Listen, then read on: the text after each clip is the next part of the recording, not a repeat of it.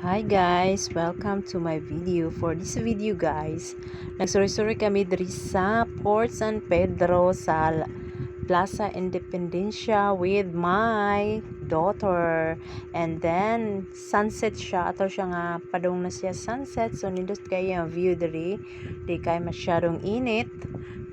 Landong siya ug makita nato ang sunset diri sa Port San Pedro. Nasa ibabaw nice siya kaayo overlooking ug makita gyud nimo kung unsay naa sa ubos. Daghan kay siyang mataw diring dapita, makita na mo diri unsa kanindot ang mga nasa ubos. Ayan, na may nakita kami nga nagpractice og sayaw, nag-volleyball ug uban pa nga mga outside activities. So siguro mga kuan sa eskwelahan, mga project sa eskwelahan, ganon ilang gipang practice. So here we are.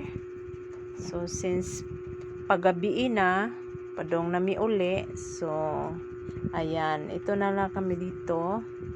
So naghakot lamig mga memories diring dapita. So ganahan pa ko mobalik diring dapita. Okay, thank you for you watching my videos guys. Don't forget to hit the button below. Bye.